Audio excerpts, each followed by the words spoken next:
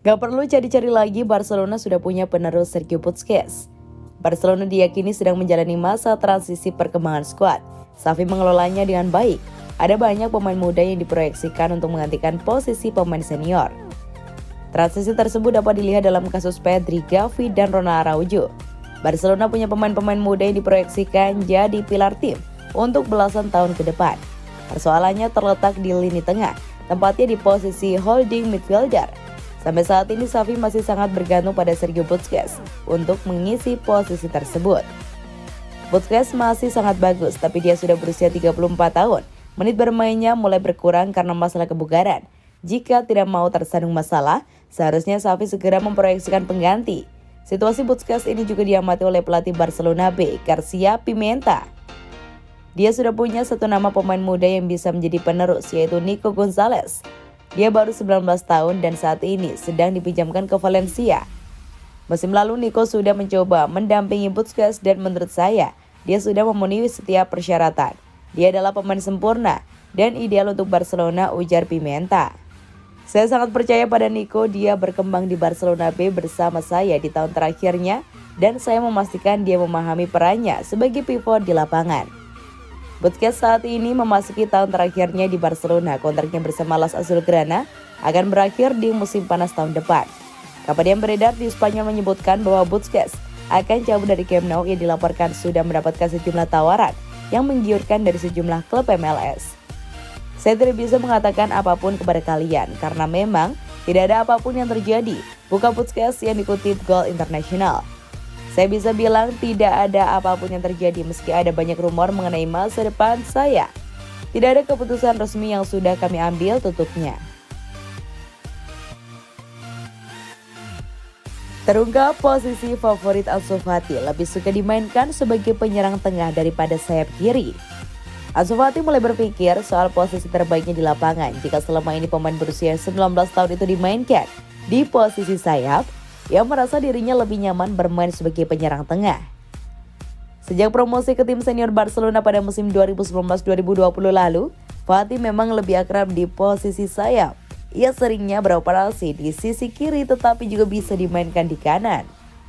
Namun pemain yang sudah mencatatkan 66 penampilan bersama Barcelona hingga 26 September 2022 ini juga pernah dimainkan sebagai penyerang tengah. Ia bahkan sempat memainkannya sekali di musim ini saat Barcelona menang 3-0 atas Sevilla di pekan keempat Liga Spanyol. Walaupun begitu, jumlahnya bermain sebagai penyerang tengah masih terbilang sedikit. Menurut catatan Transfermarkt, Fati baru bermain sebagai penyerang tengah di 6 pertandingan saja. Laporan Sport mengungkapkan bahwa Fati justru merasa senang saat dipasang sebagai penyerang tengah, alasan fisik menjadi faktor yang mendasarinya. Menurutnya bermain di posisi penyerang tidak akan terlalu menuntut fisik yang lebih. Ia akan terlalu dipaksa untuk terlalu sering berlari. Beda halnya ketika dipasang sebagai seorang penyerang, Fati bakal fokus di daerah sekitar kotak penalti dan menciptakan kombinasi permainan. Apa yang dikeluhkan oleh Fati memang terbukti sesuai data yang ada. Dalam laporan yang sama menyebutkan ia belum bisa melakukan 50 sprint dalam satu pertandingan. Kendati begitu, Barcelona lebih memilih untuk mengasah kemampuan fisiknya itu.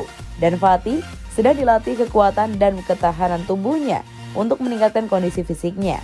Manajer Xavi Hernandez dikabarkan yakin dengan kemajuan yang akan dialami oleh pemainnya tersebut. Ia percaya Fati bisa mencapai target yang ditetapkan. Fati memang selayaknya harus bermain di posisi sayap untuk bisa mendapatkan menit bermain lebih banyak. Jika harus menuruti keinginannya untuk bermain di posisi penyerang, waktu bermainnya akan lebih sedikit. Di posisi sayap kiri, Fati hanya bersaing dengan Ferran Torres. Untuk bermain di sayap kanan sedikit sulit karena masih ada nama Ousmane Dembele dan Raphinha. Sementara itu, posisi penyerang akan sangat sulit. Robert Lewandowski adalah pilihan yang tidak tergantikan. Setelah itu, masih ada nama Memphis Depay. Penyerang sekelas Pierre-Emerick Aubameyang saja sampai harus angkat kaki karena tidak percaya diri untuk bersaing mendapatkan posisi inti dengan Lewandowski.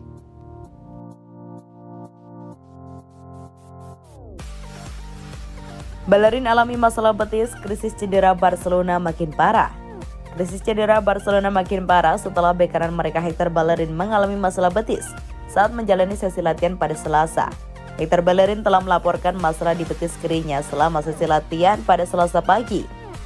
Pada Rabu dia akan menjalani serangkaian tes untuk menentukan tingkat cederanya, tulis Barcelona di situs resmi mereka.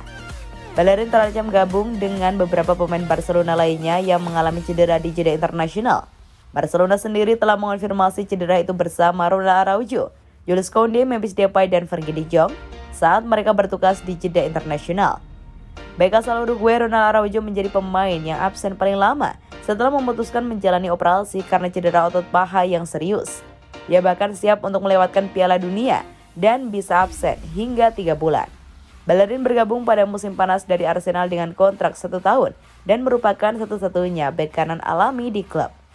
Jika cederanya menyebabkan dia absen pada pertandingan Sabtu melawan Mallorca, maka Barcelona mungkin kekurangan perlindungan. Duo yang cedera, Koundé dan juga Araujo, sama-sama sering digunakan di sana di musim ini. Sementara gelandang Sergio Roberto yang dikonversi juga merupakan pilihan, tetapi dirinya tidak sepenuhnya fit. Barcelona akan menjalani bulan terberat mereka mulai dari jadwal La Liga bertajuk El Clasico dan Liga Champions ini akan membuat Xavi berpikir lebih keras untuk keseimbangan klub.